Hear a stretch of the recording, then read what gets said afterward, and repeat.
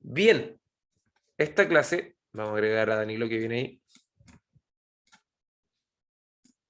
abordaremos la expansión territorial y el ciclo del salitre. Ustedes ven dos imágenes ahí en su pantalla. ¿Qué pueden identificar?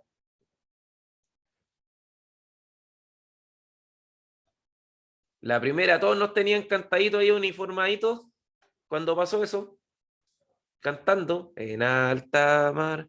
Una Vivía guerra, un guerra del Pacífico. marinero. Bar está en llama. Llamaba Arturo Prachacón. Prachacón, ¿ya? Esa la cantábamos cuando íbamos en el kinder. Ya. Ahí nos tenían a todos uniformaditos cantando eso, ¿ya?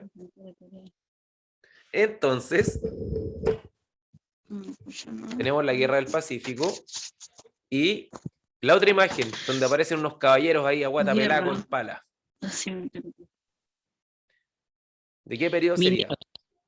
La minería. Ya la minería, pero ¿qué minería específicamente? ¿Del salitre? Correcto, la minería del salitre. Miren, hay un autor que se llama Hernán Rivera Letelier, que él escribe novelas. Hernán Rivera Letelier, él vivió en una salitrera y él escribe muchas de sus historias sobre las que le contaban sus parientes o sus vecinos más antiguos. Entonces él tiene una novela que se llama Santa María de las Flores Negras, que relata la masacre de la Escuela Santa María por parte del ejército chileno, que eran la masacre de la Escuela Santa María. En un tiempo al Estado chileno siempre le ha gustado matar chilenos, ¿ya? El ejército chileno ha matado más chilenos que extranjeros peleando, ¿ya? ¿Cuál es el tema con todo esto? Él en su libro relata cómo venían hacia el sur en tren estos grandes captadores de la salitrera y les decían a la gente que ya la plata se cosechaba a ras de suelo. Y cuando llegaban allá era la miseria más grande que podían ver. Allá existían las pensiones de las camas calientes. La gente se iba a acostar en una cama que ni siquiera se alcanzaba a enfriar, de tan lleno que estaba. Y era una cama para dos obreros. O sea, una cama para el que trabajaba de noche y otro para el que trabajaba de día. Entonces, si algún día alguien tiene una posibilidad de leer un libro de Rivera Letelier, va a comprender cómo era la vida en el norte. Y durante este tiempo se decía que en el norte era el pueblo de las 3P. ¿Alguien ha escuchado eso alguna vez o no? No. Las 3P son putas, polvo y pobreza. Eso era lo único que había en el norte. Mientras que por otra parte, los dueños de las salitreras se enriquecían y seguían enriqueciéndose. ¿Les suena conocido eso, no? Que los ricos se vuelvan más ricos y los pobres más pobres. Sí. El gran problema que hemos tenido siempre en Chile. ¿Ya? Así que, ¿cómo vamos a partir? Con una pequeña introducción dice, la expansión territorial de Chile integró numerosos territorios a la nación mayoritariamente o mayormente durante el periodo liberal, o sea, ese periodo que es entre 1860 y 1891. Ya, esto consistió en operaciones militares, siendo uno de los ejes centrales de la historia del país en aquel siglo. O sea, Chile empezó a crecer. Ya, la expansión territorial, miren. Acá dice, fue un proceso de incorporación efectiva de diversos territorios de la conquista de territorios de países vecinos, Perú y Bolivia. Ya miren, si nosotros podemos ver nuestro mapita que tenemos ahí, en la zona entre Copiapó y Valdivia, sin contar la zona de Temuco, eso era efectivamente Chile y nada más. O sea, Chile era muy chiquitito, siempre se decía que Chile era desde el despoblado de Atacama, que en realidad es cerca de Copiapó, desde el desierto, hasta Valdivia, ¿ya? Entonces, ese era Chile. Pero técnicamente Chile era más chiquitito. Chile era desde el desierto de Atacama hasta Concepción. ¿Alguien ha tenido la oportunidad de viajar al norte? Sí, ¿Nadie? ¿Sí? sí, yo sí. ¿Hasta dónde ha llegado? Iquique. Ya. ¿Cierto que el viaje es muy largo de Copiapó a Iquique? ¿Es muy largo? No sé, porque fue en avión. Fue en avión. Ya, pero ¿cuánto se demoró? ¿Dónde tomó el avión? ¿En Santiago? Santiago. Ya. Para que se hagan una idea, un vuelo de Santiago a Temuco dura 45 minutos. Sí. ¿Ya? ¿Cuánto se demoró usted? 2 horas. Sí, 2 horas 20 más o menos. 2 horas 20. Entonces saque la cuenta, es la mitad, o sea, viajar a Temuco es la mitad de lo que es viajar al norte. Entonces la distancia entre una ciudad y otra son muy grandes. Acá nosotros, Profe, disculpe, lo más sí, cercano que está entre ciudad y ciudad es Serena y Coquimbo, que es por carretera. es que Yo trabajé de Serena y auxiliar de Coquimbo, bus, claro, yo trabajé de auxiliar de bus Santiago-Arica, ya, el 2013-14 por ahí. mira, Coquimbo Serena son una conurbación, es como Temuco Padre, están pegaditas, pero como muy bien nos dice acá Benjamín, por ejemplo, de Arica, o sea, perdón, sí, de Arica a Iquique son como 4 horas, Sí, aprox. ¿sí? O sea, los pueblos están muy, muy lejos unos de otros. Incluso de Copiapó a La Serena son como 4 horas más. Y eso que no pasamos por Antofagasta. De verdad, es muy, muy larga la distancia. Uno dice, oh, viajar a Santiago es harto. No, viaje de Santiago a Arica en bus son 24 horas. Es un día completo. Así que, por eso Chile era un país muy pequeñito y después duplicó su tamaño producto de esta expansión territorial. Y mayoritariamente, ¿a quién le quitaron los territorios? A Perú y a Bolivia. En Bolivia. Perú y Bolivia. Miren, acá tenemos los límites tradicionales de Chile. O sea, esto era Chile, como nosotros lo vamos a conocer. Dice Chile antiguo de La Serena. Después tenemos el Chile antiguo, partía en La Serena, teníamos Tucumán, teníamos parte de Argentina y entre comillas la Patagonia. Siempre se dice que nosotros perdimos la Patagonia, pero el problema con la Patagonia es que nosotros éramos un país tan chico, con tan poca gente, que no podíamos hacer control efectivo de la Patagonia. O sea, no podíamos, entre comillas, no podíamos mantener la Patagonia. Entonces sería irrisorio ir a pelear un territorio que no lo podemos mantener. Y aparte, en ese tiempo se creía que en la Patagonia no había nada, estaba pelada. Estaba pelada de petróleo, sí. En la Patagonia hay petróleo. Pero en ese tiempo no se sabía. Y en ese tiempo el recurso por el cual Chile peleaba era dos cosas. Ustedes se van a reír, pero uno es el salitre y el otro el guano. O sea, Chile fue a pelear por un montón de caca y caca de pájaro. ¿Sabían eso, no? No. ¿Ven? Ahora aprendieron algo nuevo. Chile se fue a una guerra con Perú por caca de pájaro. ¿Ya? Porque, a ver, para todos quienes vivimos en el campo, ¿cuál es uno de los mejores fertilizantes que tenemos?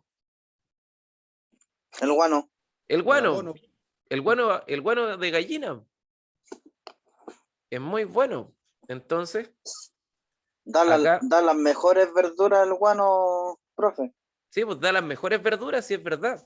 Yo igual Y crecí en el sanita. campo. sin ni una cosa de... No, no les llega de... ningún bicho, no se No, pican, nada, nada, nada, nada, nada. Entonces, Chile estaba en eso de expandir su territorio y en este caso se expandió quitándole el territorio de las minas de Salitre Antofagasta, que en este caso era de Bolivia, y las minas de guano que estaban en la zona de Arica y Tacna.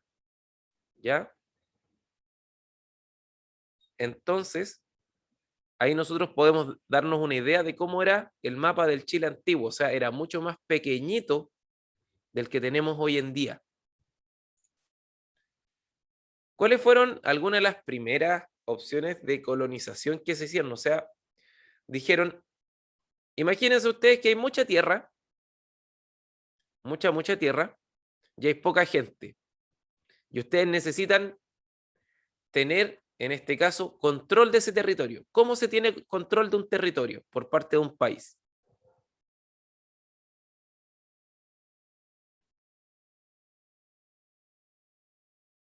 Imagínense que usted tiene un fondo muy grande y tiene pocos trabajadores. ¿Qué va a pasar con su fondo?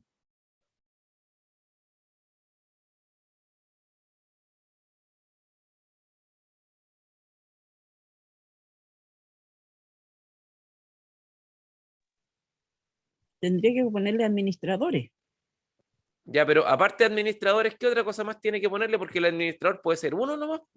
¿Qué necesita? Claro. Más Trabajadores. trabajadores. Trabajadores, ¿cierto? Y mientras Sí. más trabajadores tengo yo, más productivo va a ser mi terreno, ¿cierto? Sí, pues si no tienen poca producción, Sí. no va a tener.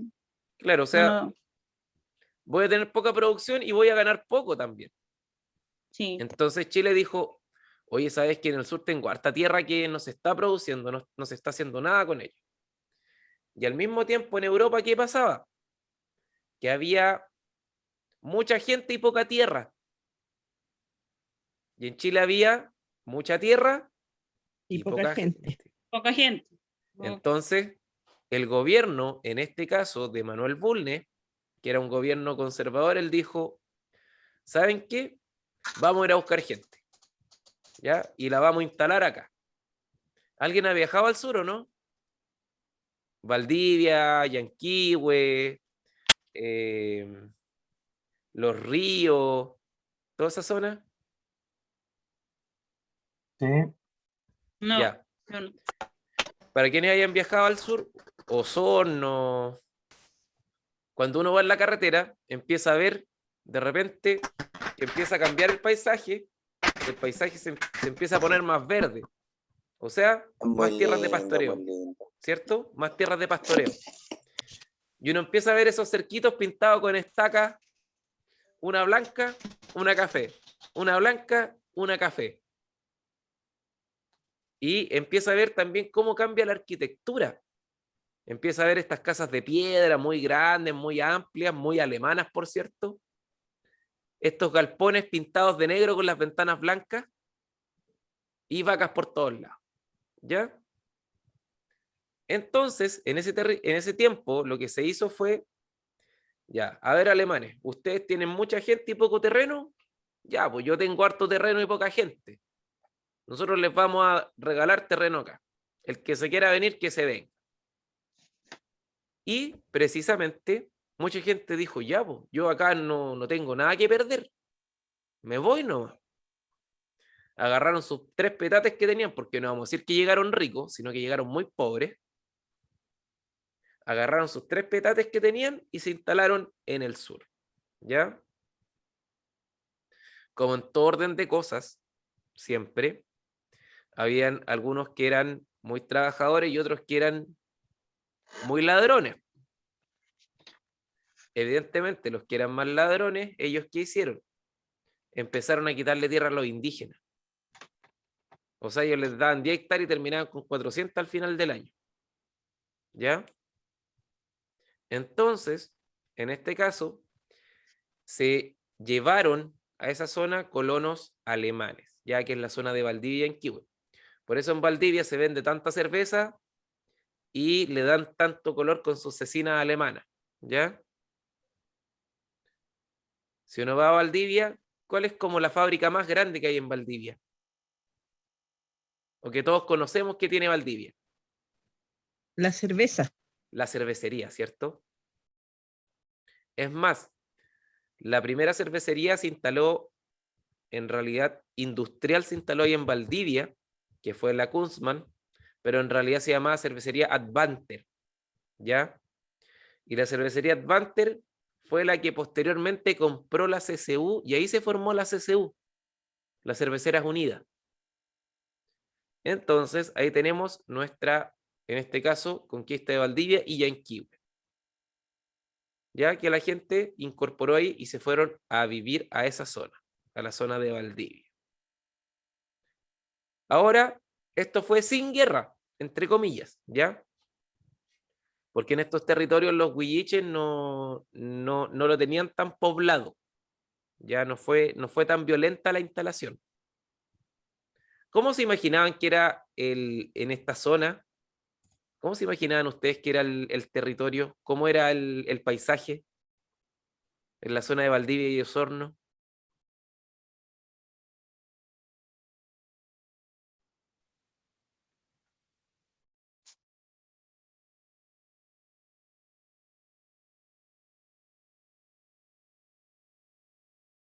¿Cómo se lo imaginan ustedes?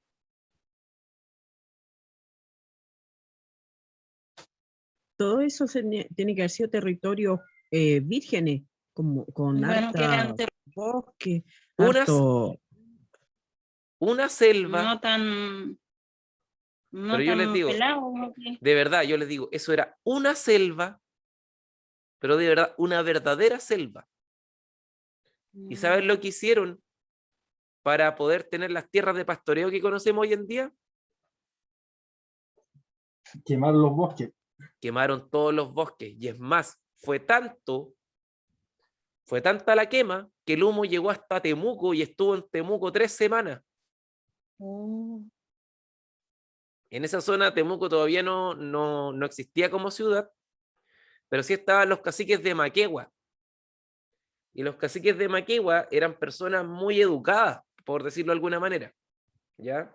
Entonces estas personas que eran muy educadas, ellos ya tenían comunicación, en este caso con autoridades que eran de otras ciudades. Entonces los caciques de Maquegua mandaban a sus mensajeros diciendo, en este caso, que en sus territorios hace más de 3 semanas había un gran humo, había una gran niebla. Y ellos querían saber de dónde provenía esta niebla. Y desde ahí, en Concepción, donde estaba la Intendencia de Concepción, mandaron mensajeros de nuevo para decir que habían instalado población y que estaban quemando los bosques porque el humo llegó hasta Concepción. Que estaban quemando los bosques para abrir tierras de ganadería y pastoreo. Entonces, imagínense cómo era eso de impenetrable que la gente tuvo que quemar para poder cultivar. ¿Ya? Ahí tenemos la primera forma, que esta fue como una forma no violenta de expansión territorial. Después, ¿qué tenemos? Teníamos un problema. Teníamos la ocupación de Magallanes, ¿ya? ¿Cuál era el objetivo? El objetivo era colonizar el estrecho del sur del país, donde era paso obligado de las rutas comerciales que unían el Atlántico con el Pacífico. Hoy en día, ¿cómo se une el Atlántico con el Pacífico? ¿Mediante qué parte?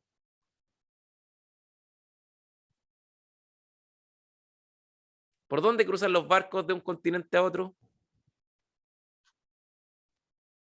por el mar. Por el mar, pero vamos a decir que en Panamá, que es la parte más angostita del continente, ellos cortaron la tierra e hicieron un canal para que los barcos no tuvieran que venir a darse la vuelta a Punta Arenas. Canal de Panamá. El canal de Panamá. Ese es el objetivo del canal de Panamá, es conectar, en este caso, el océano Atlántico con el Pacífico. Entonces, ¿cuál era el problema? Antes los barcos que venían desde Europa, para dar la vuelta por el Pacífico, tenían que pasar por Punta Arenas. ¿Ya? Punta Arenas es un puerto gigante. Entonces, como la gente pasaba por Punta Arenas, ahí ellos tenían que juntar provisiones, o sea, tenían que cambiar el agua de sus barcos porque ellos venían 3 meses navegando, tenían que juntar comida, etcétera.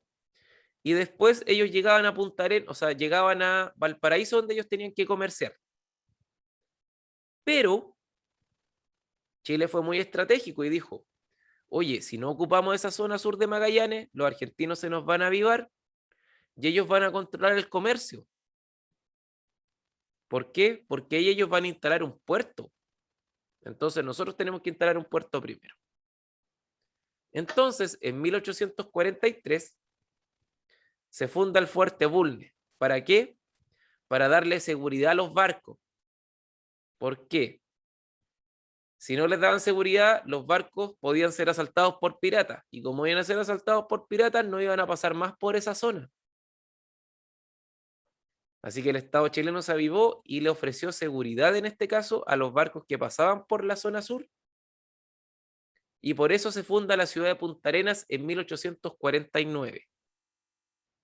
O sea, ¿se acuerdan que Chile era chiquitito que llegaba hasta Concepción? Ahora llega hasta Concepción por el norte, se reinicia en Valdivia y termina en Punta Arenas. O sea, ya creció 1/3 más del territorio. Todavía no crece hacia el norte, creció hacia el sur. Ya conquistó todos esos territorios que estaban controlados en gran parte por los pueblos originarios. Ahí es donde se funda, en este caso, Punta Arenas. Después, ¿qué nos pasó? Acá pasó otra cosa en la Guerra del Pacífico. En la Guerra del Pacífico vamos a decir que fue un conflicto entre 1879 y 1883 que enfrentó a Chile contra Perú. Aquí vamos a decir que durante el año 1874, Perú, Bolivia y Chile firmaron un tratado. ¿Y ese tratado de qué constaba? Bolivia le dijo a Chile, mira, yo te voy a fijar un impuesto por cada tonelada de salitre que tú fijes, o sea, que tú saques. Y ese impuesto era de 10 centavos. Bolivia, después, en 1879, poquitos años después, se hicieron los locos y dijeron, ¿sabes qué? Yo te voy a cobrar ahora, ya no son 10 centavos, son 40 centavos que yo te voy a cobrar de impuesto por cada tonelada de salitre que tú saques por tus puertos. Entonces, ¿cuál fue el problema? Ya. El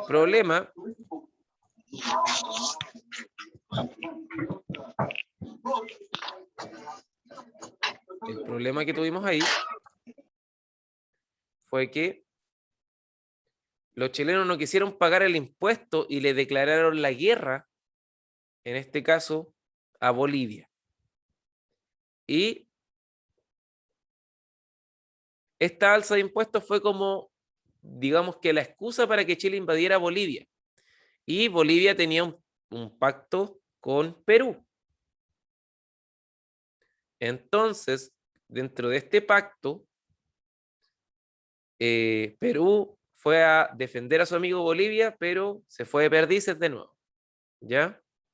Entonces, nosotros para ir diciendo, esta alza de impuestos que dictó el gobierno boliviano fue la razón de conflicto para los empresarios chilenos e ingleses. O sea, los chilenos e ingleses dijeron, no, pues nosotros no vamos a pagar este impuesto, así que te vamos a invadir. Y de esa manera Chile conquistó, en este caso, en los territorios que están al norte. O sea, Antofagasta, Arica, Iquique y hasta su momento Tacna, pero Tacna fue devolvido después. ¿ya? Ellos hicieron un referéndum, en este caso, y le preguntaron a la gente de Arica, ¿con quién se quería quedar? ¿Con Chile o con Perú? Los de Arica se quisieron quedar con Chile y los de Tacna se quedaron con Perú. Entonces eso se devolvió. Se devolvió alrededor del año 1925. Entonces, de esta manera, Chile, ¿qué tuvo? Tuvo un nuevo territorio, el cual se anexó en este caso. Ahora bien, dice, se pone fin a la guerra con el tratado que firman Perú y Bolivia por separado. O sea, Chile también era vivo. No le firmó un tratado a los dos. Le firmó un tratado a Perú y le firmó un tratado a Bolivia. En el tratado decía, el que era de Bolivia le dijo, ya, bien, ¿sabes qué? Yo me voy a quedar con todo el territorio que está entre el río Loa y la región de Antofagasta. O sea, me quedé con Antofagasta, Calama, me quedé con Mejillones, me quedé con Tocopilla, me quedé con Taltal, me quedé con toda esa zona, ya que en realidad es todo el norte grande. Y como me quedé con este norte grande, en este norte grande, ¿qué hay? ¿Qué recursos tiene el norte grande?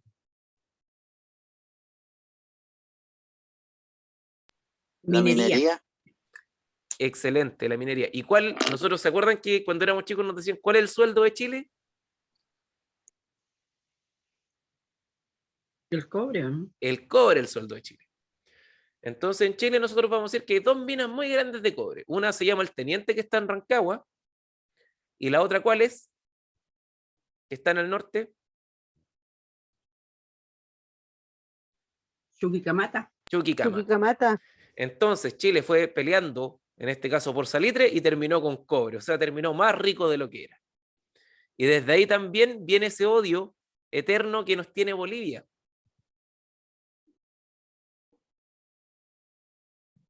Porque le quitaron una zona muy rica. Y en realidad Bolivia es un país muy, muy rico en recursos naturales. El tema es que ellos no lo explotan. ¿Ya? Ahora, Tenían razón de odiarlo entonces. sí, pues tenían razón. Tenían mucha razón de odiarnos. Y aparte, ellos tenían por ahí su salida al mar y se acabó la salida al mar. ¿Y cuál fue el caso con Perú? Chile durante la Guerra del Pacífico avanzó tanto que llegó hasta la capital de Perú, que es Lima, y cuando llegó a esa capital, Perú le dijo lo siguiente: ¿sabes qué más? Déjanos tranquilos, te vamos a regalar territorio, pero por favor déjanos tranquilos. Y en ese caso, Perú cedió la provincia de Tarapacá, que es la zona donde está Arica e Iquique. Y también dentro de en este caso, de la provincia de Tarapacá estaba Tacna, que Tacna, como les conté anteriormente, se devolvió. Entonces, aquí miren, gran moraleja de la vida. Cuando uno no lo invitan, mejor no meterse. ¿Ya? Chile fue a hacer una guerra con Bolivia y terminó quitándole territorio a Bolivia y a Perú. Bolivia se rindió a la guerra muy rápido y Perú, por ese orgullo peruano, ellos no quisieron rendirse y Chile llegó hasta, este caso, la ciudad de Lima y tomaron la ciudad de Lima. Entonces, cuando se volvió el ejército chileno, en este caso, a Chile, ¿qué pasó? La ocupación de la Araucanía. ¿Ya? Durante la ocupación de la Araucanía, vamos a decir que se prometieron muchas cosas en la Guerra del Pacífico. Y entre las cosas que también se prometieron fueron tierras. Pero ¿ustedes creen que esta gente se va a ir a vivir a Punta Arenas? ¿A los que les prometieron tierra? Evidentemente no. Entonces, en este momento, con la ocupación de la Araucanía pasaron dos cosas. Ustedes que son de la costa, ¿cómo se llaman sus ciudades que están para allá?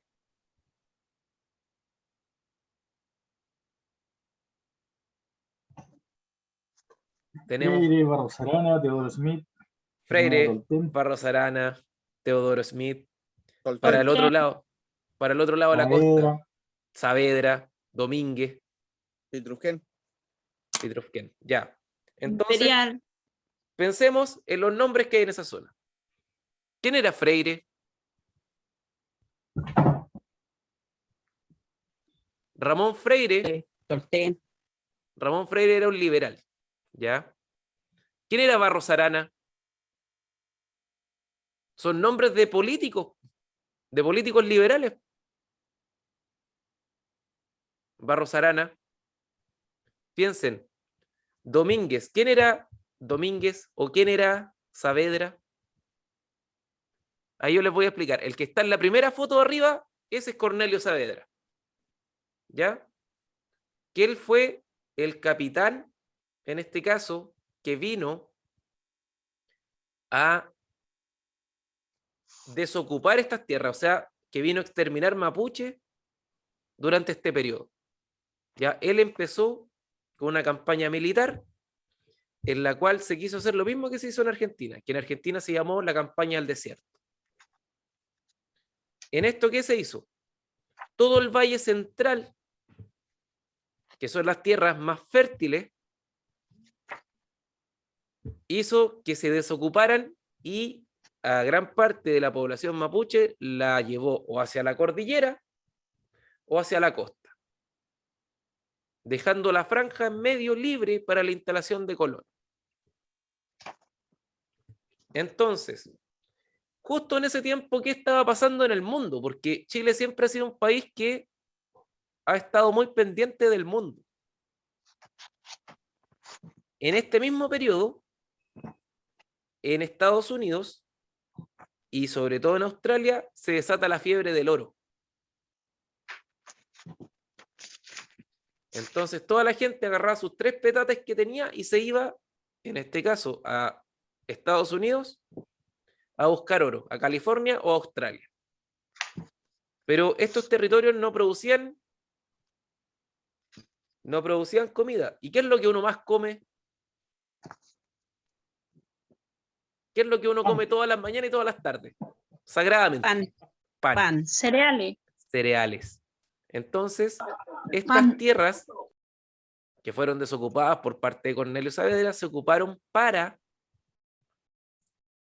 cultivar cereales, y estos cereales ni siquiera dárselos a su pueblo, sino que vendérselos a Estados Unidos. ¿Ya? Entonces, la ocupación de la Araucanía, como muy bien dice acá, fue un cambio para la sociedad chilena, tanto como mapuche. Algunos consideran que esta etapa como pacífica, en donde los chilenos y mapuches llegaron a un acuerdo para la región, que se incorporara a Chile, y otros consideran una guerra en que los chilenos le quitaron a la fuerza el territorio incorporado a la economía nacional. Yo les comento que esa visión rosada es muy equívoca, porque el Estado chileno, de verdad, ellos no llegaron a conversar. Ellos llegaron a decir, o se mueven o los mato. No venían a parlamentar, no venían a hacer un traguna a la zona, ¿ya? Y es por eso que si ustedes se ponen a mirar en la zona en las cuales nosotros vivimos, yo que soy de la cordillera, ustedes que son de la costa, hay una alta población, en este caso, indígena. Hay una alta concentración de comunidades. No tanto en la zona central. ¿Por qué? Porque ellos fueron todos desplazados de esa zona. Se les quitó su territorio y se los envió o hacia la costa o hacia la cordillera. ¿Ya? Así que ahí tenemos algo. Y jamás en la vida hablen de pacificación, sino que fue una ocupación. El Estado chileno se puso dentro, en este caso, se puso dentro de un territorio que era controlado por los mapuches. ¿Ya? Porque a nosotros, ¿cómo nos enseñaron esto? ¿Como la ocupación o como la pacificación? Hay como la ocupación. Así la escuché yo. Ya, yo cuando era niño a mí me la enseñaron como la Siempre se ha pacificación de la mencionado Araucanía. la pacificación de la Araucanía. Sí. Y en realidad, ¿pacificarlos de quién? Si acá no estaban en guerra. Nunca estuvimos en guerra. El Estado chileno fue el que vino a armar una guerra acá. Nosotros vivíamos súper tranquilos en esta zona. Entonces, acá tenemos, en este caso, cómo el Estado chileno usurpó las tierras y mediante la fuerza y la violencia y la guerra también y este territorio fue ocupado por el Estado chileno para aumentar su producción, que en este caso, porque eran tierras muy ricas para el cultivo de los cereales, y en ese tiempo el cultivo de los cereales era, entre comillas, lo que más la llevaba a nivel económico. Entonces, pregunta para todos. Chile, durante este periodo de expansión territorial, ¿por qué se expandía? ¿O por qué Porque quería era más muy territorio? chico, Uno, porque era porque muy eran muy chico chicos. Chile. ¿Sí? Éramos muy chiquititos. ¿Ya? La segunda, ¿por qué?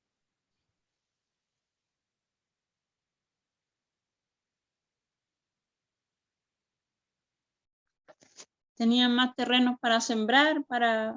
Muy bien, porque necesitaba también más terrenos para sembrar. Y la tercera, ¿cuál era el producto estrella que tenía Chile? de adquirir Las más minerías. terreno, ¿o no? O sea, el producto estrella de Chile en este tiempo fue el salitre. ¿Ya? Ah, ya. Entonces, ¿Chile a qué se dedicaba? Miren, las tierras del sur fueron para cultivar grano y las tierras del norte fue por la minería. ¿A qué se dedicaba Chile en ese tiempo? Exportaba todo eso. Correcto. Chile consolidó su modelo exportador, o sea, su forma de enviar cosas al extranjero en vez de producirlas acá. O sea, nosotros vendíamos y después comprábamos. Todavía. Hasta el día de hoy. Es nuestro gran problema. Mientras tanto, Más caro. nuestros hermanos argentinos al lado optaron por otra vía. Ellos dijeron, ¿saben qué más? Nosotros vamos a hacer autos que le faltan tornillos y vamos a hacer teles que no encienden nunca. O sea, vamos a fabricar nuestras propias cosas.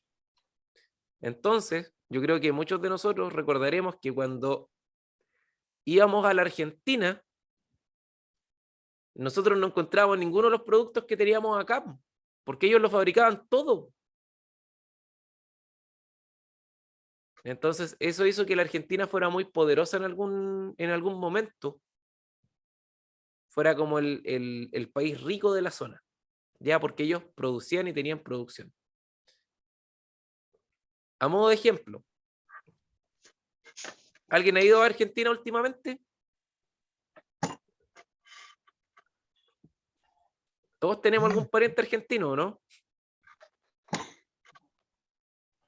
Pero por la Sí, pandemia no podemos pero ir. yo tenía, pero todos se vinieron para Chile. Ya, no, O si hay la cosa está algunas muy que mala. fallecieron. Sí, si la cosa en Argentina está muy, muy mala. Bueno, mi hermana es argentina, ¿ya? Mi hermana lleva más de 40 años radicada en Argentina. Entonces, ella, en este caso, cuando uno iba y uno miraba los autos argentinos, uno se da cuenta de lo siguiente. O era un Citroën, o era un Peugeot, o era un Ford, Una renoleta. o una Renauleta, ¿cierto? Sí. Y se acabó, y no hay más. Y no hay más. Y la gente que tenía mucha plata era la que podía acceder en este caso a un auto distinto. En cambio, acá yo creo que prácticamente hoy en día tenemos casi más autos que gente. Uno de repente ve casas donde hay 2 personas y tienen 3 autos. Irrisorio, pero es así. Entonces,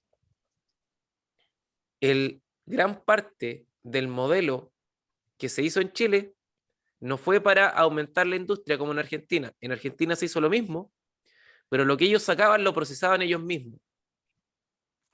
Acá no. Chile, ¿para qué vamos a procesar? Vendámoslo nomás y después compramos cosas fuera. Entonces vendemos barato y compramos caro. Negociazo. Y ese fue el ciclo económico que dio paso a qué? A lo que vamos a ver a continuación, que es el ciclo del salitre. Pero por último nos falta el último territorio, ¿ya? Que es, en este caso, Isla Pascua. Pero vamos a profundizar un poquito en la imagen de Cornelio Saavedra, ¿ya? Que es ese caballero de los bigotes largos.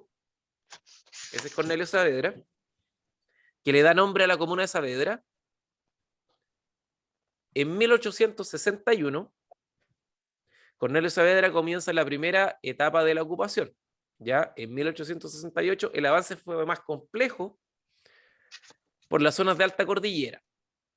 Después, en 1871, el proceso quedó en manos de Basilio Urrutia, ya que él era el general que en este caso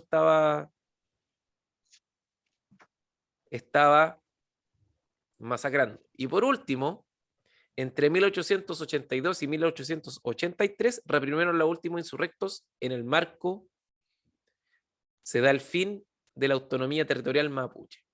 Ahora bien, si nosotros empezamos a pensar en todo esto que pasó durante este periodo, Temuco se funda en 1888, o sea, una vez ya se ocupó el territorio y se hizo una ocupación efectiva,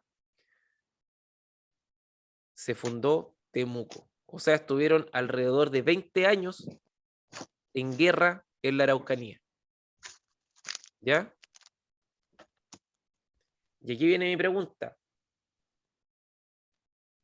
¿El mapuche a quién odiaba? ¿Al español o al Estado chileno? Obvio que el Estado chileno. Totalmente, porque los españoles, ellos los dejaron con un grado de autonomía. ¿Se acuerdan que nosotros vimos anteriormente en nuestras clases que el tema del conflicto no viene desde un punto colonial, o sea, no viene desde la colonia, sino que viene con la ocupación del Estado chileno, que los obliga a ser chilenos? Porque antes ellos no eran españoles, ni tampoco eran chilenos. Ellos eran mapuche, ¿no? Y se les reconocía su autonomía. Entonces, después de esto, ya se les quita la autonomía al pueblo mapuche y las raíces del conflicto en realidad están aquí, en la ocupación. Después viene la usurpación y todo lo que pasó más adelante, hasta el día de hoy, inclusive. Ya donde algunos grupos piden una autonomía y otros grupos piden integración, y yo creo que ese es el diálogo que se tiene que dar en algún momento. ¿Cómo se va a considerar? ¿Como algo autónomo o con un reconocimiento constitucional? Que a ellos se les reconozca también como pueblo dentro del Estado de Chile. Entonces yo creo que ahí está hoy en día la conversación, que nadie la quiere dar, porque a todos les da miedo. ¿Ya? Y por último, tenemos la incorporación de la isla de Pascua. Dice, el presidente José Manuel Balmaceda decide tomar la posesión de la isla a mediados de 1887. Policarpo Toro, quien era un comandante, él negoció con los propietarios de la isla, que eran John Norman Brother y Alexander Salmon. O sea, ellos les dijo, ¿saben qué más? Esta islita que está acá, que está bien lejos, por cierto, no está cerca de la tierra, no es como en este caso ir a Isla Guapi o ir a Quiriquina o ir a Isla Mocha, que están cerquita. Chile dijo, ya, tenemos territorio, en este caso, en el norte, en el sur reclamamos también un pedazo de la Antártica, pero ¿por qué a nosotros nos serviría una islita que está en medio del océano?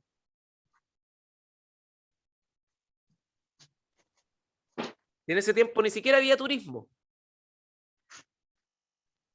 ¿Por qué le serviría al gobierno o al Estado de Chile tener una isla en medio de la nada? Por el mar. Correcto, por los recursos que hay ahí. Entonces, ahí aumenta su soberanía territorial. Entonces, aparte de eso, ellos pueden instalar una base para comerciar. O sea, los barcos se pueden venir por esa zona, tener un puerto, comprarle a ese puerto y seguir con su viaje. Entonces, esa fue la idea. Y por eso Chile, entre comillas, controla varias rutas comerciales. Esas rutas comerciales son, por una parte, la de Punta Arenas y por otra parte, la de Oceanía. Porque, chuta que está lejos venir de Australia a América por barco. Está extremadamente lejos. Y con un mar que es muy bravo también, que es el Océano Pacífico. Entonces, desde esa manera nosotros podemos decir que Chile se transforma en un país tricontinental. Tiene su territorio en América del Sur, que en este caso es el Chile continental. Tenemos territorio en Oceanía, que es el Chile insular, que en este caso es Isla de Pascua. Y tiene territorios en la Antártica, pero ese es un reclamo, ¿no? Nadie puede hacer un uso efectivo de ese territorio. A menos que sea una base científica, se puede utilizar. Nadie puede decir que la Antártica es de ella. Que todos reclamemos algo ya es otra cosa. Pero de que sea efectivamente de nosotros, no lo es. ¿Ya? Entonces, aquí dice, Policarpo Toro viajó a la Y como isla... siempre ¿Sí? Cuénteme. como siempre se dice la Antártica chilena. Es que es un reclamo territorial nomás. En pues, el no país es... que sea, siempre Mire, se dice, o en donde sea, hasta en película de repente sale el tema. claro, aparece en películas y aparece en todo eso, pero en realidad ningún país puede hacer control efectivo de ese territorio.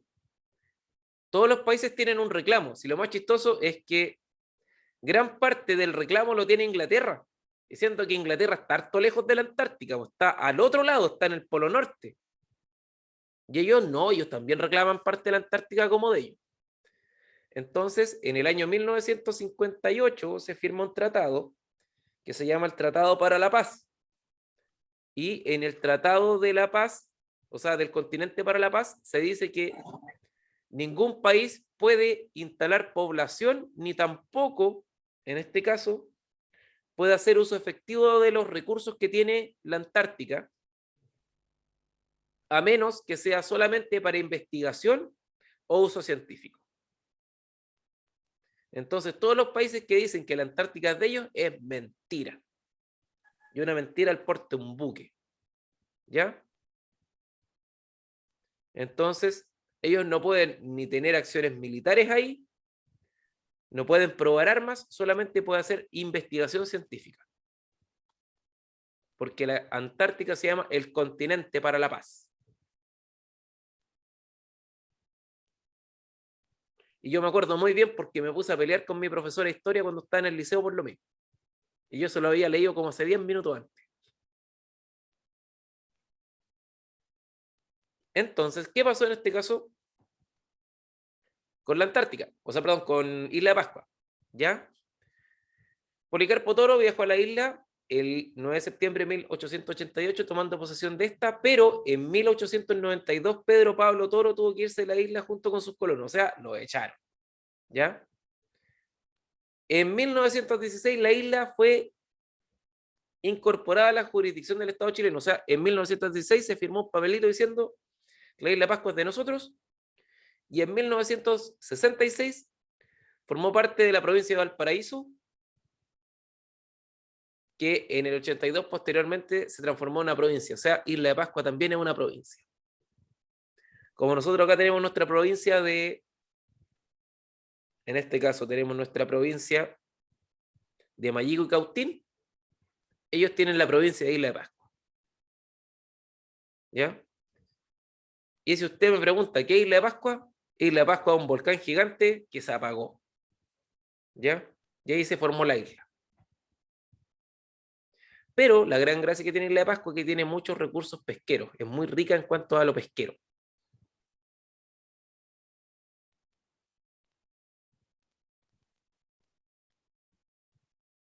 Así que eso podemos hablar al menos de la primera parte. ¿Les parece si nos tomamos un descansito?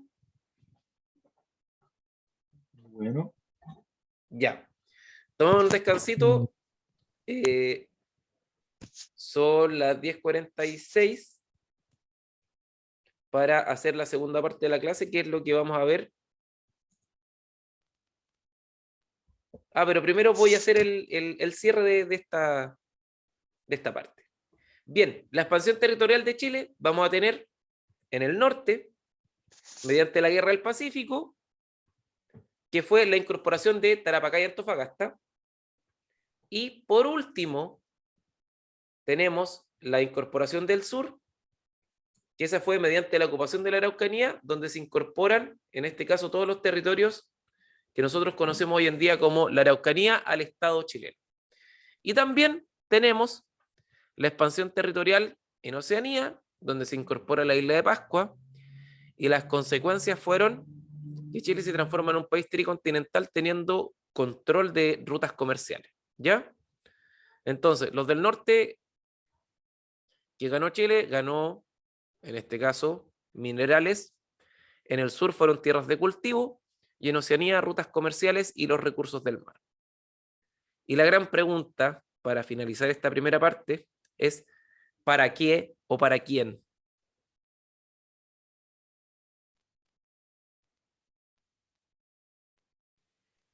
Para las autoridades, para los ricos, los que dirigían el país. los empresarios más que nada. Correcto, para los empresarios y para, en este caso, su posterior exportación. Porque no es que el Estado exporte, siempre exportan privados. No es que el Estado diga ya vamos a cortar todos los bosques y los vamos a mandar para el extranjero, no. Sino que siempre son privados. ¿Ya?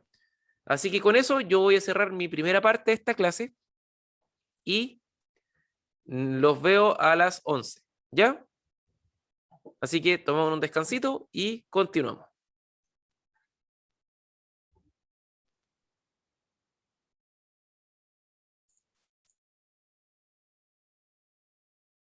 Tenemos una ruta de transporte, tenemos una ruta comercial ya definida. ¿Por qué? Porque todo lo que se iba del tren se iba a un puerto y del puerto se iba al extranjero.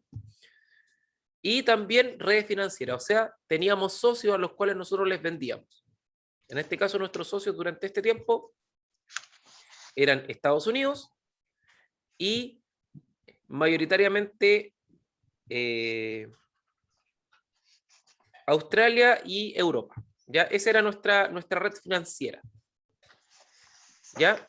Durante este primer ciclo de expansión, o sea, donde la economía chilena se empezó a crecer, vamos a decir que fue una constitución de una economía nacional relativamente integrada a sus diferentes actividades y regiones y también estrechamente vinculada a la economía capitalista mundial. O sea, esto en cristiano sería, cada zona tenía su economía muy marcada. La Araucanía, su economía triguera, el norte grande, su economía minera, el norte chico tenía su economía, en este caso, de la uva, el pisco, todo lo que son las pisqueras están en la cuarta región, que es el norte chico. Y la zona central, la hacienda. Y la zona sur, por último, la ganadería. O sea, estaba todo muy bien estructurado por zona. A modo de ejemplo, miren, hoy en día nosotros tenemos algunas viñas, incluso en zonas que eran impensadas. Nosotros tenemos viñas en este caso, Traiquén, en esa zona, que era impensado tener una viña, o los mismos manzanos que están ahí en Freire, pues cuando uno va por la carretera,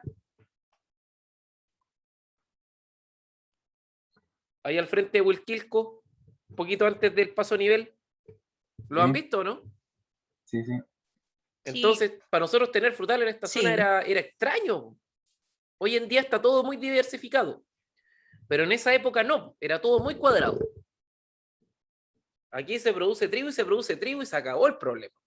En cambio, hoy en día no es así. O sea, nosotros tenemos viñas, tenemos pequeña ganadería, ustedes allá en Teodoro, en Tolten, Hualpín, toda esa zona, antes de plantar papas, ¿qué plantaban? Cereales. Cereales. Entonces, vamos cambiando los ciclos económicos, ¿cierto? Sí. Ya, en este tiempo no, era todo muy estructurado. Entonces, durante las últimas décadas del periodo comentado, ya que era ese periodo que estábamos comentando, que fue entre 1830 y 1880, se decide, como vimos anteriormente, invadir el norte, ya hacia territorio peruano y boliviano, por la gran riqueza mineral que tenía y al mismo tiempo que representa una cuarta parte del territorio nacional actual. O sea, si nosotros dividimos el territorio en 4, solamente lo que se le quitó a Perú y Bolivia es 1/4. ¿Ya? O sea, es mucho, mucho territorio. Esto ya lo analizamos. Ahora bien, ¿qué pasaba hacia el sur del núcleo central? O sea, entre Concepción y Los Lagos, ¿ya? O sea, entre Concepción y en este caso Osorno. Todo el territorio que se instaló ahí constituye un 13.8% de las tierras con gran potencialidad agropecuaria y ganadera. O sea, son tierras de cultivo, tierras de pastoreo y tierras madereras. ¿Hemos cambiado mucho ese tiempo ahora o no? Sí, ¿Cierto? Antes éramos, nosotros en la Araucanía éramos silvoagropecuarios, así se denominaba. Cultivábamos árboles, cultivábamos, en este caso, cereales y animales. Ahora no. Ahora, en realidad, ¿qué es lo que la está llevando hoy en día? ¿El cultivo de qué? Arándano, avellano. arándano. El berry. El berry el que la lleva ahora. Y en realidad, si nosotros nos ponemos a pensar, ¿cuántos de nosotros hemos trabajado en berry? Yo trabajé de años.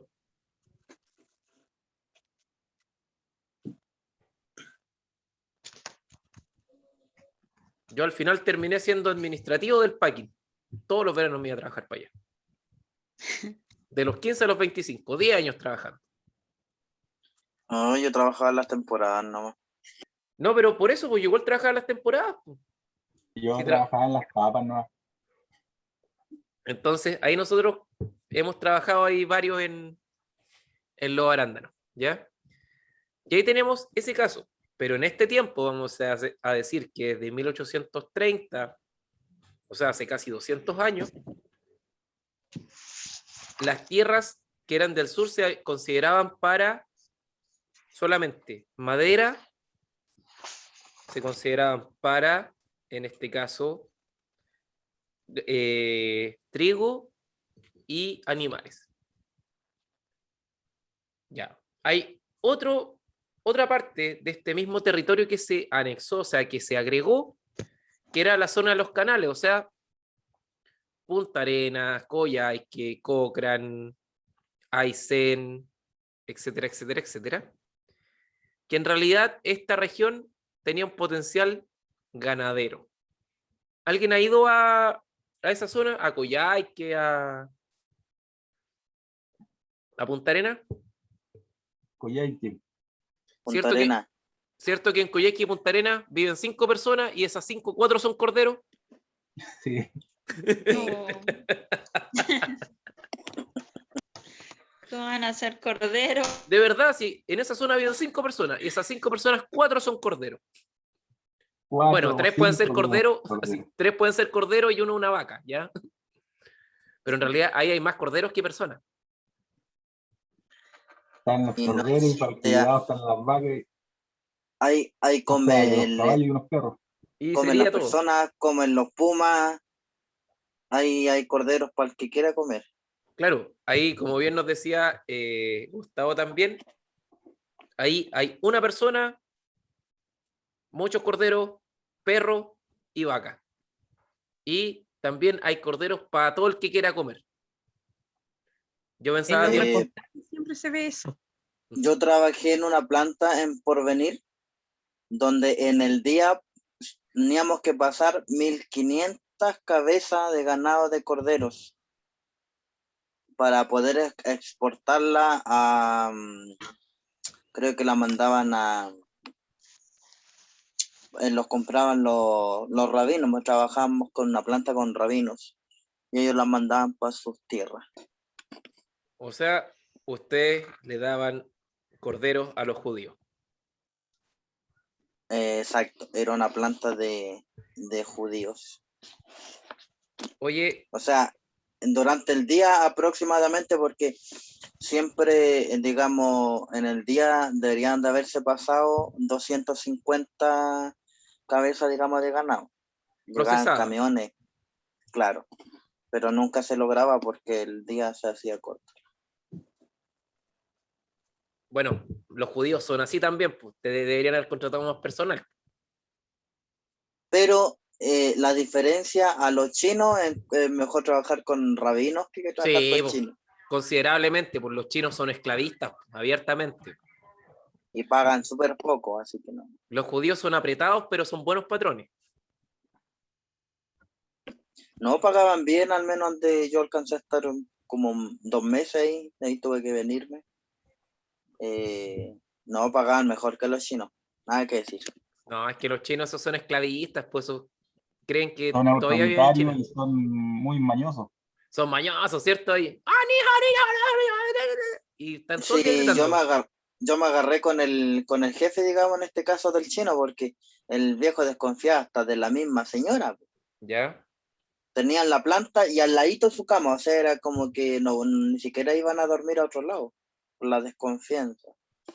Y su sueldo base para ellos eran como 300 o 400 lucas, trabajáis de 6 a 12 de la noche y no te pagaban más de 400. Malísimo el Ya hay, sueldo. Con- varios le sacaron la que no tenía el viejo porque pagaba mal. Yo estuve un mes con ellos y me salí porque reté a todo el mundo, hasta el dueño lo reté. De ahí me fui.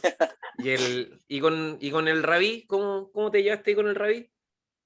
No, eran súper buena tela. La diferencia, mire, que digamos, a la matanza de ellos con nosotros los chilenos, ellos ocupan la corriente. Ellos no lo matan así como uno viene acá y cuchillo con ellos.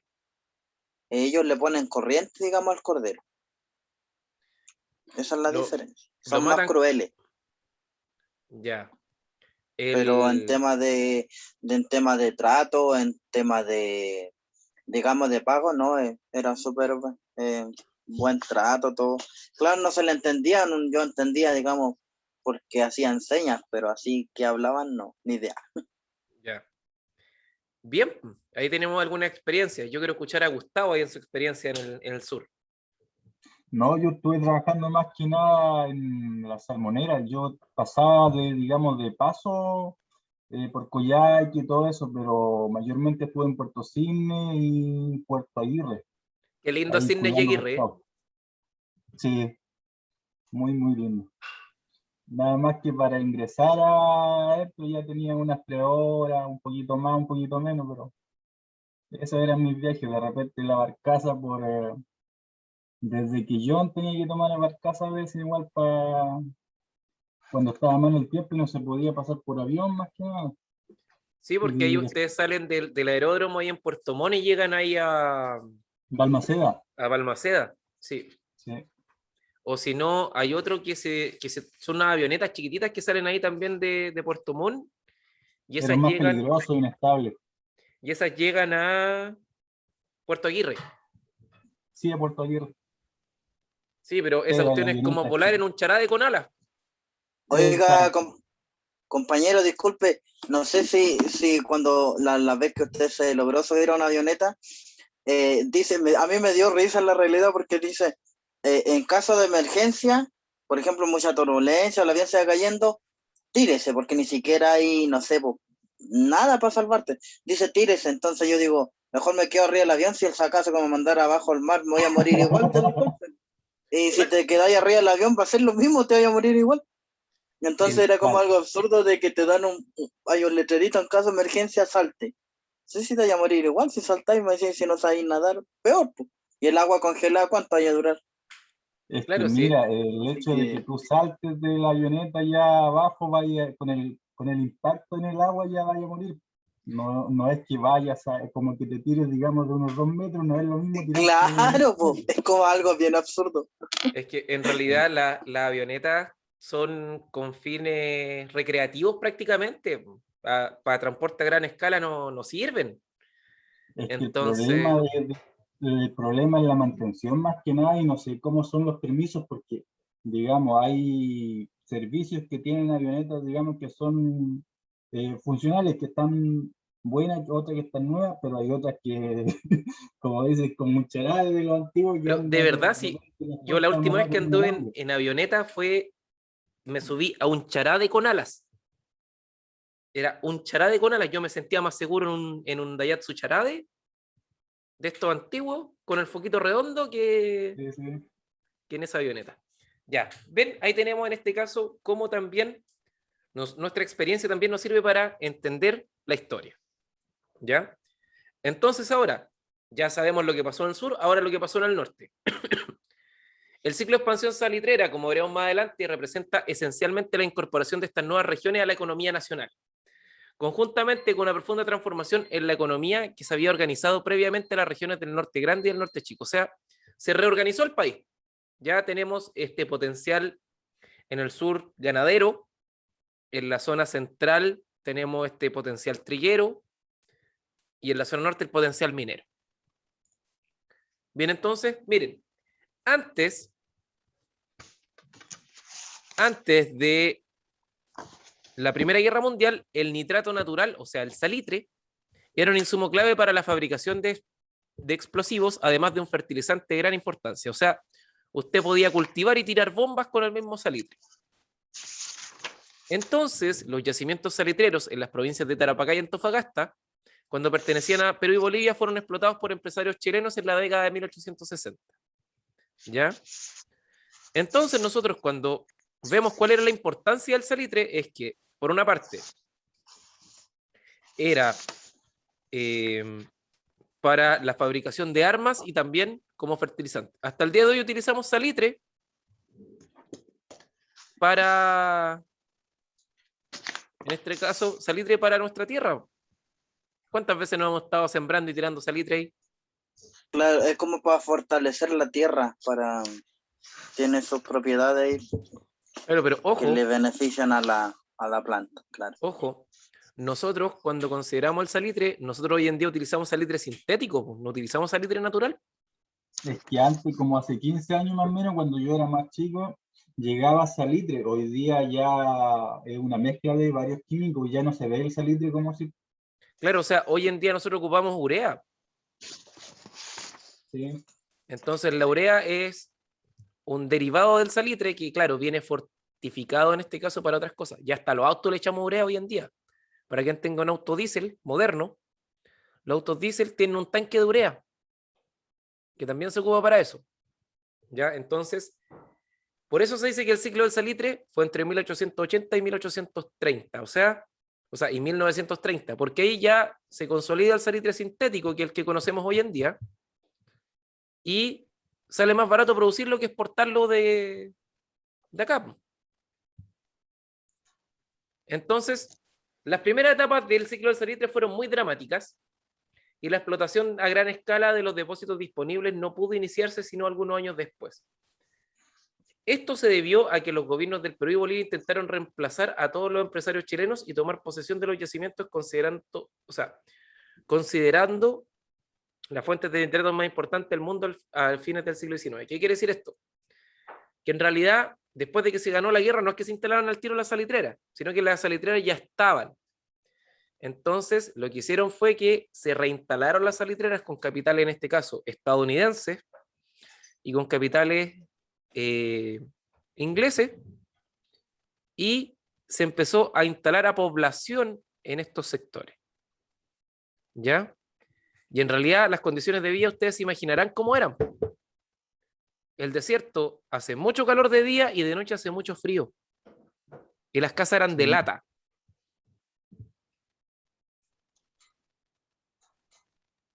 Así que calentitos no estaban. Aquí se produjo un conflicto de intereses que fue lo que detonó la guerra del Pacífico. ¿Ya? Y ese caballero que está ahí, ese peladito, se llama John Thomas North, que vamos a decir que era el rey del salitre. Este hombre era el empresario del salitre más grande que teníamos. Este era el Piñera de aquel momento. ¿Ya? O el Luxig de aquel momento, el dueño de todo. Entonces, este conflicto llevó al final a la guerra del Pacífico y al final la toma de posesión efectiva de estos territorios. Pero ¿qué pasó? Ya los chilenos ganaron este territorio, pero al final, ¿quién lo explotó? ¿Lo explotaron los chilenos? No. Estos territorios fueron explotados por ingleses. Y ahí viene el famoso John Thomas North. ¿Ya? O sea, peleamos por territorio y al final, ¿quién se lo llevó? Los ingleses. Así es, los ingleses, que ellos financiaron todo esto. Miren, aquí vamos a hacer un trabajito bien facilito. Miren, observen el gráfico que está ahí. ¿Ya? En este caso, identificamos el nombre del gráfico. ¿Ya? El año y el autor. ¿Tiene nombre?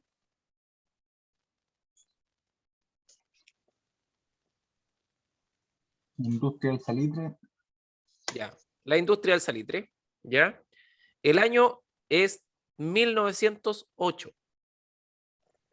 ¿Ya? ¿Qué ideas nosotros podemos observar en este caso? ¿O qué nosotros podemos inferir de este gráfico? ¿Quién controlaba el salitre? Ingleses. Totalmente los ingleses. O sea, más de la mitad de la producción era parte de los ingleses. Los chilenos tenían un 15%, los alemanes tenían un 14%, los españoles un 10%. Entonces, ¿cuál es nuestra conclusión de observar el gráfico?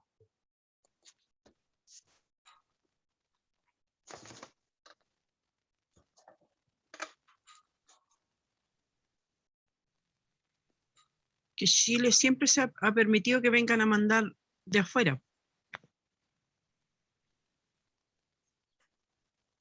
Que Chile nunca tenía autonomía de sus recursos naturales, sino que siempre no los explota a ellos, sino que los explotan capitales extranjeros. Ya, muy buena conclusión, me gustó su conclusión, excelente. No sé si supieron en las noticias si esto habrá aparecido o no, pero una empresa canadiense compró gran parte de Bosques Arauco, de la forestal. Oh. Compró, si no mal recuerdo, como 40.000 hectáreas de bosque. Y yo creo que esto es totalmente beneficioso. ¿Por qué? Ellos, quienes compraron en este caso toda esta hectárea de bosque, ellos tienen una política de responsabilidad con el medio ambiente, cosa que Arauco no tiene, ni con las comunidades locales. En este caso, esta empresa lo que hace con los bosques, porque ellos también trabajan con población indígena, pero en este caso en Canadá, donde ellos hacen turismo con estas plantaciones y al mismo tiempo quien explota, en este caso, los bosques son la misma población local. ¿Ya? Entonces tienen otra idea con Sí, respecto a... pero acá en Chile la idea del extranjero, las buenas ideas, digamos que se pierden. Evidentemente se pierden, porque si nosotros pensamos que técnicamente no es malo que llegue capital extranjero, no es para nada malo, pero el tema es que la normativa chilena es muy blanda, entonces uno hace lo que quiere. A modo de ejemplo, yo tengo pasaporte de la Unión Europea. Yo perfectamente puedo traer capitales desde la Unión Europea hacia acá y a mí no me van a cobrar impuestos. Pero si yo hago el mismo negocio con mi pasaporte, o en este caso con mi carnet chileno, me parten a impuestos. Y ahí está el tema. Yo Entonces, digamos, conforme a que se pierden la idea, es que conversando con colegas que antiguamente trabajaron cuando empezó, digamos, la industria del salmón en Chile, los noruegos llegaron pagando un sueldo aproximado de 500.000 pesos como sueldo mínimo a un operario. Y generalmente en Chile en ese tiempo los sueldos mínimos, no me acuerdo si eran entre 25 o 50.000 pesos. ¿Y qué pasó? Que después los mismos gerentes se pusieron de acuerdo y empezaron a bajarle, digamos, el sueldo a la gente. Después que despiden y después recontrataron con, digamos, sueldos menores. es que eso tiene que ver con la laxitud de las leyes, porque que las leyes en Chile son muy blandas. Entonces, las leyes te permiten coludirte. Por ejemplo, ¿cuántos años estuvieron coludidos los pollos, el confort, todo esto? Entonces, también tiene que ver con la responsabilidad ética que tiene la empresa. Porque hay empresas que su idea es netamente de negocio y hay otras empresas que tienen una ley de responsabilidad social. Entonces, las que tienen responsabilidad social, te voy a colocar un ejemplo. Vamos a decir que hay dos constructoras. Estas dos constructoras adjudican productos sociales. ¿Ya? Una constructora te va a construir muy mal y va a ganar la mayor cantidad de plata. La otra, con los mismos recursos, va a bajar sus ganancias, pero va a entregar un producto de mayor calidad. Al final del día, ¿por quién se van a inclinar? Por la que cobra menos. Evidentemente, por la que cobra menos, pero en este caso las dos cobran lo mismo. El tema está en el margen de utilidad. ¿Ya? Entonces, cuando nosotros tenemos en este caso, para mercados pequeños resulta esto. Porque cuando tú te ganas un DS1, que en este caso es un subsidio de vivienda, de autoconstrucción, tú eliges a tu empresa. ¿A quién vas a elegir? El que tenga, digamos, mejores acabados, el que entregue mejor calidad en construcción. Claro, o sea, que con la misma plata tú quieres hacer valer más tu dinero, en resumidas cuentas. Y eso es el público que apunta. Pero la otra empresa, ¿a qué va a apuntar? Va a apuntar siempre a la rentabilidad porque no le interesa nada. Ahora, dentro de esta misma lógica, la otra empresa, claro, podrá adjudicar pegas muy buenas, muy grandes, pero se lo va a vivir con cachos de postventa. Entonces, a la larga, ¿quién gana más? Es que ahí está el problema, como dice usted, de la corrupción o colusión en Chile, porque, digamos, una empresa acá funciona un par de años, construye, entrega su trabajo y después deshace la sociedad y arma otra sociedad nueva, los mismos dueños, y después ¿a quién le reclamamos? Claro, entonces la ley, por eso, es muy laxa y permite todo esto. Si la ley fuera más rígida, aquí te dirían ya, usted no puede desarmar por ley ni tampoco se puede lanzar a quiebra durante los últimos 5 años hasta que se complete el periodo de garantía. Cláusula. Te apuesto que todos van a pensar 2 veces antes de rematar o de entrar a alguna licitación, como se hace en países desarrollados. Entonces, claro, las ideas vienen buenas, pero acá se pudren. ¿Por qué? Porque la ley permite que se pudran. En cambio, ya no pueden permitir eso. Entonces, La ley aquí es chilena importante. la ley chilena como que siempre permite más cosas a los de afuera y a Chile en otro país no le aguantan nada.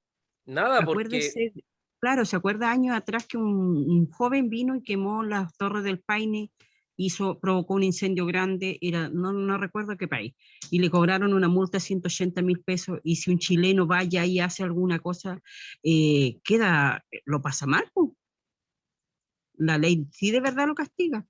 a modo de ejemplo, unos cabros rayaron un muro en el Cusco, ciudad que es patrimonio de la humanidad. Sí, ¿Tuvieron presos cuánto tiempo? En cambio, un judío quemó en el sur, quemó la mitad de Torres del Paine y le cobraron 180 lucas. Entonces, aquí tenemos lo que claro. estamos explicando, de que las leyes en Chile son súper laxas porque hay ciudadanos de primera y segunda categoría. Ahora, imagínense, yo que hubiese estado fumando y hubiese quemado la mitad de Torre del Paine, hasta el día de hoy estoy preso. Siendo que en un parque nacional está estrictamente prohibido fumar. Por lo mismo. Yo no puedo ir a un parque nacional y ponerme a fumar. Cuando voy a Conguillú, yo me fumo un pucho en la orilla afuera con Conguillú donde no hay árboles. Y después me guardo mi colilla y me la llevo a la casa. Pero dentro del parque no se fuma. ¿Ya? Y pasó Pero, eso. profesor, Sí, pero yo creo que no es solamente el tema de las leyes, yo creo que son las personas que hacen las leyes, porque las leyes no se hacen solas. Entonces, seguimos con lo mismo de siempre, buscando a las mismas personas y muchas veces por beneficio. Entonces, creo que no es solamente echarle la culpa a las leyes, más bien yo creo que es tema también de interés de nosotros como personas, muchas veces por un bono, por algo, y sabiendo que las personas no están haciendo su trabajo. Entonces, yo creo que va también en responsabilidad nuestra como ciudadanos chilenos, en mi opinión. claro. Es que hay dos cosas que ahí estamos hablando. Uno es el problema de la democracia participativa y el otro es el problema de la democracia representativa. Nosotros hoy en día tenemos una democracia que es representativa. O sea, nosotros no podemos ingerir, en este caso, en cómo se hacen las leyes. ¿Ya? En cambio, si tuviésemos una democracia que sea participativa, nosotros podríamos, mediante la participación en agrupaciones para dar solución a problemas colectivos, podríamos salir de esto. Y un ejemplo muy claro es la Junta de Vecinos. Todos dicen, no, la Junta de Vecinos no tiene ni un peso, o sea, no tiene ni un peso, no pesa nada. Pero a la hora de tener algún problema, ¿quiénes son los primeros que son escuchados? ¿O qué poder de acción tiene una Junta de Vecinos? Eso es democracia participativa. ¿Ya? Voy a Pero reclamar a usted muchas solo. veces, perdón, pero Vaya- muchas veces, profesor, ni siquiera en eso participamos, entonces de repente tenemos una opinión y ni siquiera la hacemos presente o valer, ni siquiera en una junta de vecinos. No nos interesa lo que pase en la junta de vecinos, no vamos. Y de hecho, si usted ve las reuniones que se hacen, ya sea en junta de vecinos, en las mismas elecciones que hubieron, tenemos la posibilidad de, a lo mejor no cambiar las leyes, pero sí tal vez cambiar a las personas que hacen las leyes. Pero tampoco hubo participación, entonces de repente el chileno es como dado, y como digo yo siempre de la casa, siempre opinamos, pero a la hora de los que no hacemos mucha diferencia. Claro, acá hay un tema interesante el cual abordar, que es el tema de que en realidad nosotros, ¿por qué no votamos? Porque no nos sentimos representados. Y porque el sistema que tenemos en Chile de participación ciudadana es un sistema de representación, no un sistema de participación. Y ahí es donde se tiene que hacer el cambio. O sea, donde se tiene que hacer este quiebre. Yo participo en un grupo de investigación científica, porque yo también trabajo en la Universidad de la Frontera, y anoche teníamos esta misma discusión que estoy teniendo hoy en día con ustedes, que es en realidad, ¿cómo nosotros vamos a cambiar o vamos a dar la idea de que tenemos que cambiar de un punto de vista representativo a uno participativo? ¿Mediante qué herramienta? Si en los colegios, la cultura escolar de los colegios no es participativa, es representativa. Cuando hablamos de un centro de padres, el centro de padres al final ¿quiénes son? La directiva nomás. Y nos hace participar a la comunidad completa. Un colegio no es solamente los profesores, los niños y los padres y apoderados. Un colegio es la comunidad completa. Y cuando se hacen cosas desde el colegio, tienen que ser desde el colegio hacia afuera. O sea, si el colegio va a hacer, en este caso, un taller de compostaje que sea abierto para la comunidad, se tienen que abrir las instituciones a la comunidad para que las personas participen dentro de las instituciones. ¿Ya?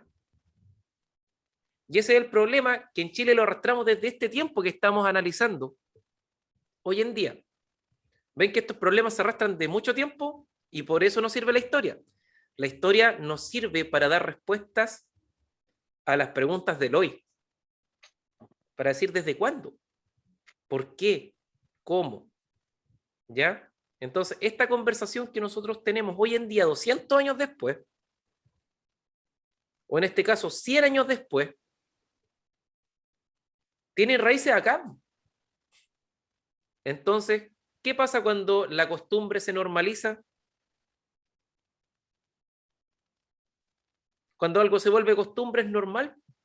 Y eso fue lo que nos pasó a nosotros. Todos estos abusos se volvieron normales y se volvieron costumbres. Entonces, por ende, nosotros decíamos, ya es así, ¿qué voy a hacer?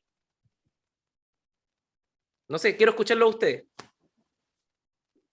No sé, profesor, yo acá como democracia estamos harto mal. ¿Por qué? Porque siempre se elige a un grupo de gente solamente y son los mismos, como dice usted, que se mantienen en el poder.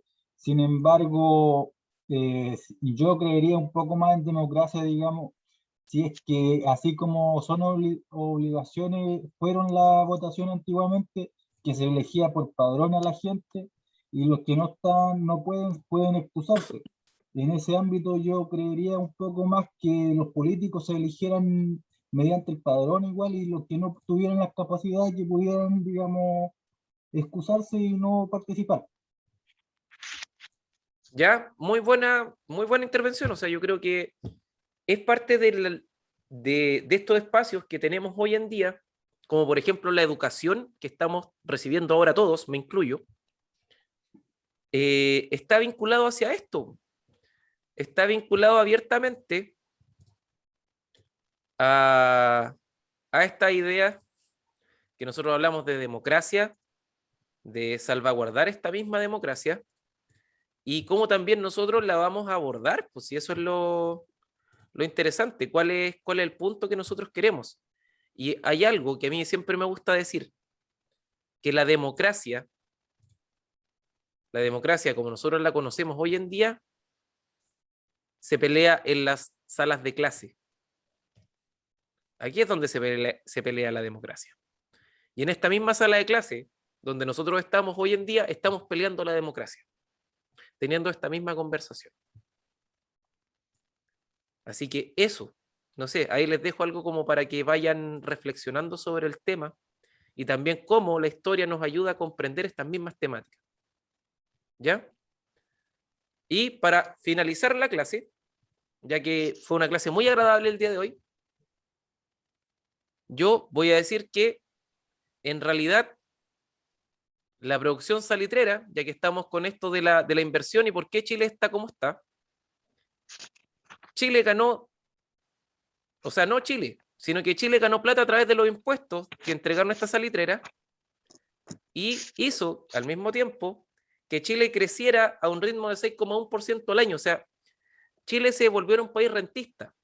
O sea, en vez de haber ganado más plata, en este caso, con capitales chilenos, explotándolo con capitales chilenos, ellos se dedicaron solamente a cobrar impuestos. ¿Por qué? Porque volvemos a la clásica de siempre. El chileno es cómodo.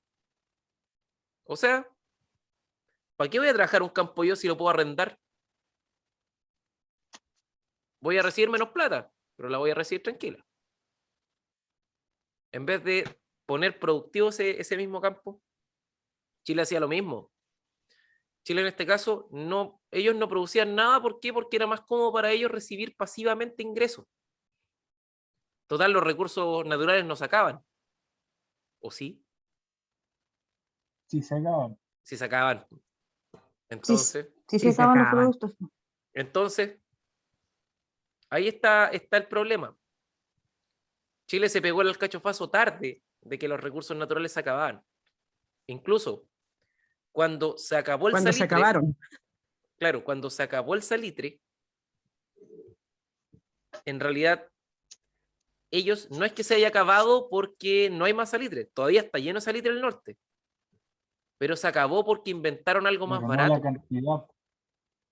Claro, entonces inventaron algo más barato donde yo puedo comprar mucho más salitre por el mismo precio. Y al mismo tiempo no tengo que traerlo de Chile. Entonces eso nos trajo a nosotros una crisis tan grande, pero tan grande, que hizo que nosotros cayéramos en un hambre que nos costó mucho salir, que es lo que vamos a ver la próxima semana y que es la cuestión social. ¿Ya? Entonces acá nosotros vemos este gráfico que yo tengo acá, que vean cómo por concepto de impuestos, desde el año 1880 hasta 1925, creció y creció en millones de dólares, o sea, hasta llegar a casi 90 millones de dólares, solamente por impuestos que recaudaba el Estado chileno. Entonces el Estado chileno vivía solamente de los impuestos. ¿Y qué pasó cuando dejó de recibir esos impuestos?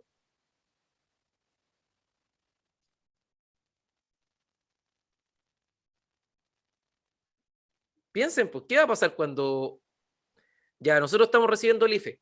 ¿Qué va a pasar cuando se deje de dar el IFE? Y volver a trabajar, ¿no? Po. A trabajar más. A trabajar, no a trabajar, a trabajar más. ¿Por qué? Porque los precios no van A, a traba- bajar. a trabajar como chino. Los precios no van a bajar. Yo les aseguro, los precios no van a bajar nunca más. Yo eso pensaba igual, que no van a Todo va a bajar. seguir subiendo Ese- entonces. Todo va a seguir Es subiendo y los que sueldos van a bajar ya porque no vamos a tener subió. los apoyos del Estado. Pero igual, como que la moneda ya va valiendo otro, igual ya va valiendo menos, po, Ya, eso se porque llama igual inflación. ya, sí, porque si uno ya gasta 10.000 pesos por decir, ya es como gastar 1.000 nomás. Y Por las eso, cosas siguen subiendo, eso se llama inflación. O sea, la forma más fácil de explicar la inflación es que yo antes con una luca, no, ni siquiera esto. Me voy a ir más atrás. ¿Cuánto es el recuerdo más antiguo que ustedes tienen que valía un kilo de pan? 500 pesos, 400 pesos. 100 pesos. Yo me acuerdo del pan a 350 pesos el kilo. Y es más, uno se podía hacer un almuerzo con 500 pesos. ¿Ya? Que en este caso con 500 pesos yo me podía comprar un jugo, un tarro salmón, perdón, un tarro jurel y un paquete de tallarines y una salsa. Con 500 pesos. ¿Ya? Ahora, un kilo de pan sigue siendo un kilo de pan. ¿Cuánto vale hoy en día un kilo de pan? 1000, Casi 2 lucas. O sea, no, 1.500 está en la panadería. los Sí. 1200 por ahí están. ya. O sea, vamos a decir que está entre 1 y 2 lucas. ¿Ya? Eso es lo que se llama inflación. Que con más plata compramos la misma cantidad de productos. Siendo que con más plata deberíamos comprar más productos. Eso es lo que nosotros vamos a llamar como inflación. Por eso todo está más caro. Profe, ¿Sí? mire, mi papá tiene moneda antigua, pero de esa antigua, de los años antiguos. ¿Ya? Y él dice que antes, que en este entonces, con 100 pesos, ellos compraban 1 kilo de azúcar, 1 kilo de sal, 1 kilo de hierba, y de los 100 pesos le seguía sobrando plata. Y hoy te sobra nada. Ya, Ahora, pero piensa en lo siguiente. ¿Cuánto era un sueldo mínimo en ese tiempo? para él creo que a él le pagaban, no me acuerdo si 5.000 y algo, Ya, 5 lo que mil él me pesos. conversa, y era plata, pues, Ya. valía. Eso es lo que nosotros vamos a llamar inflación. Por eso antes la gente decía, la plata valía más. Evidentemente valía más, pero también al mismo tiempo pensemos cuánto era un sueldo en aquel tiempo. Yo creo Entonces, que como avanzan los tiempos, va avanzando todo y al final terminamos lo mismo. sí, pero yo le aseguro, hagamos el ejercicio, po. Veamos Romané, la novela Romané. Romané fue hace 21 años, porque Romané salió el año 2000. ¿Cuánto valía la benzina en Romané? ¿Se acuerdan que los cabros de Romané tenían un autito? ¿Y que juntaban 200 pesos para echarle benzina? Pero al mismo tiempo, en el año 2000, yo les recuerdo que el sueldo mínimo eran 80 lucas. Hoy en día, un sueldo mínimo, ¿a cuánto está? ¿325? 326 me parece mucho. Claro, está 325, 326. ¿Ya? Entonces, ahí tenemos ese tema de la inflación, que a medida que nosotros vamos avanzando en el tiempo, vamos ganando más plata, pero los precios van subiendo y las cosas tienen un valor Escasean. distinto. Escasean. Sí, Entonces, ahí nosotros vemos lo que se produce cuando pasa esto. Ahora, cuando se acaben los bonos, yo les aseguro que los precios se van a mantener igual y nosotros vamos a tener que trabajar más incluso para vivir de la misma manera que vivimos hoy en día. ¿Ya? Es que lo que pasa, si nosotros nos damos cuenta que la inflación, eso como dice usted, de que empezaron el tema de la pandemia, de que empezó el tema de los bonos y esas cosas, sí, el 10%, ¿cuánto ha pasado? Yo me acuerdo que yo estaba construyendo mi casa hace como 3, 4 meses atrás, que la plancha de zinc estaba como a 9.000 pesos, ahora usted la va a comprar, ¿cuánto? A 21.000 pesos, y no ha pasado mucho tiempo, ha pasado como 4 o 5 meses más, ¿no? Entonces, imagínense, me pregunto yo, digo yo, chuta, cuando se terminen los bonos, porque cada bono que van dando, van subiendo las cosas. O sea, y cuando ya lleguemos al próximo año, el sueldo va a seguir igual y vamos a tener que gastar el triple para poder, no sé, pues comprar un carro de mercadería, que ahora ya usted con 100.000 pesos ya no compra, no llega ni la mitad de la mercadería que compró hace 6, 7 meses atrás. Mire, en mi casa nosotros somos dos. Es mi pareja y yo. Mi pareja, ella trabaja en la municipalidad acá. Yo soy profesor. Y hicimos el siguiente ejercicio un día. Fuimos para los dos un carro de supermercado lleno, en las cuales nosotros dijimos, ya, con esto nos vamos a aperar un tiempo, no sabemos cómo se vienen las cosas, así que aperemos. ¿Ya? 200 lucas el carro para alimentar a 2 personas. 2 personas. O sea, y alimentarlo entre comillas, o sea, ningún producto exclusivo. Yo creo que lo más exclusivo fue un Telepton. Lo más exclusivo. El resto, arroz, tallarines, carne, ¿qué más? Útiles de aseo siempre Útiles de deben ser. aseo siempre, paños de cocina, jabón, etcétera, etcétera, etcétera, etcétera. 200 lucas. Yo creo que aquí el tema tenía que haber sido no haber sido tantos bonos, haber congelado los precios del principio. Eso tenía que haber sido y haber sido, porque así todos hubiésemos seguido con lo mismo, claro, y no, hubiese aguantado más la plata en este caso, pero al no congelar los precios, cada día van subiendo. Por ejemplo, si usted este mes compró, no sé, por un kilo de azúcar, supongamos, a 1.500 pesos, va el siguiente mes, ya subió como 300 pesos más. Entonces, al principio Evidentemente. yo creo que el gobierno tenía que haber hecho, de tantos bonos y tantas cosas, tenía que haber congelado los precios. Y eso hubiese sido, yo creo que lo más razonable para todos. Mire, yo honestamente, para mí esa era la solución. ¿Por qué? Estamos en un estado de catástrofe y el Estado puede congelar precios, pero que congele precios de la canasta básica. O sea, lo que nosotros tenemos que comer y al mismo tiempo los materiales de construcción, porque la gente, ¿qué empezó a hacer? a Empezó a construir. arreglar sus A casitas. construir, pues, O sea, obvio, pues, imagínense porque en la miseria que vivíamos, que nosotros nos llegaron unos pesitos y lo primero que hicimos fue arreglar nuestras casas. ¿Por qué? Porque nosotros sabemos que, sobre todo quienes somos del sur y hemos crecido en el sur toda nuestra vida, que no hay nada más importante que la casa no se nos gotee y que no se nos pase el frío. Que son cosas primordiales. Entonces, nosotros, como pensamos de esa manera, aquí es donde la ley, por eso yo digo que es muy blanda. Entonces, ya pues, vamos a fijar los precios. Usted va a vender más por escala y va a ganar más por escala, no siendo usurero. Porque al final esto se transformó en una usura. O sea, yo estoy que cambio mi auto que año 2017 por 3 planchas de OSB que me hacen falta. Y Pero yo en creo que todo aún así tipo me van de a dar 2 cosas. nomás. Se En deja todo tipo pasar de el cosas se tiempo y pusieron van a usureros. ganar 2. Que Por pase el tiempo. ejemplo, yo soy artesana de tejo y antes uno compraba un ovillo de lana en 1.000 pesos y ahora en mismo Teodoro, que es un pueblo chico, lo venden en 2.200 pesos, más del doble. Entonces ya la gente se puso abusiva. No es tanto que las cosas hayan subido tanto, son abusivos. Ellos venden ropa americana, la venden a precios de De ropa tienda, nueva, claro. cara. Y por ropa Claro, nueva. y todo caro, muy caro. Y ahora viene la señora y me dice, está caro este tejido, pero ¿y qué hago si las lanas valen un disparate?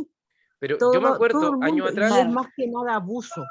En ese caso, por ejemplo, la misma compañera que dice que ella es artesana, por ejemplo, yo trabajo en un local y yo me doy cuenta que cada pedido que van, en este caso los proveedores ya le han subido 300 pesos, 400 pesos, 500 pesos por un producto, y después ve al otro mes ya le han subido 50 pesos más.